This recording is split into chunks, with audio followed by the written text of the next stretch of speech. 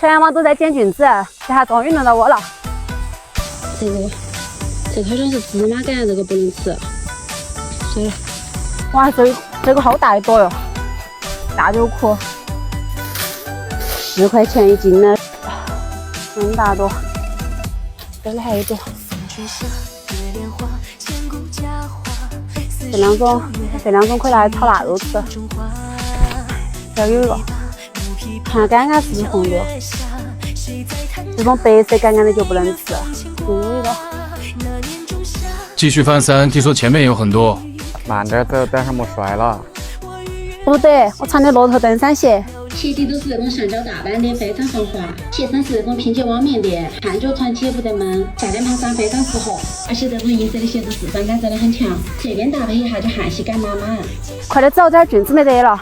小小的精品，这是个啥子？草莓菌，超级吃这个。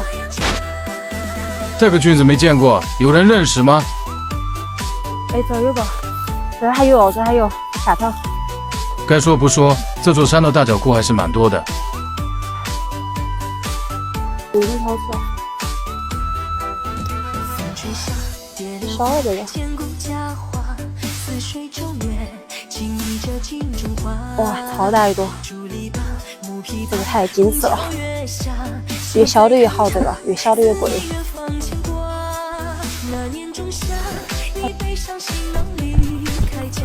哇，这好几朵哟！这个菌子有人认识吗？看得像是正经菌子。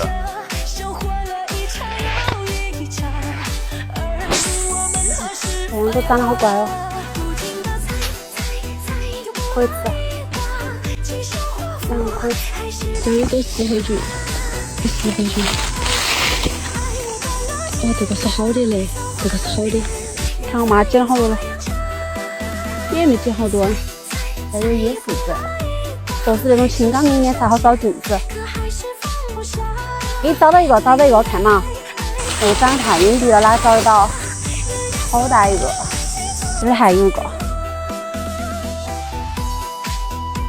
你这个好漂亮。太明了这个。又是一朵荞面菌。路上看见了一束野梨，内心狂喜。我真不是故意的。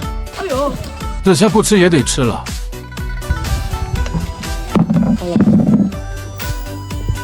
海瓜田，多买点，卖不了菌子，卖李子。那啥菌子啊？那啥子啊？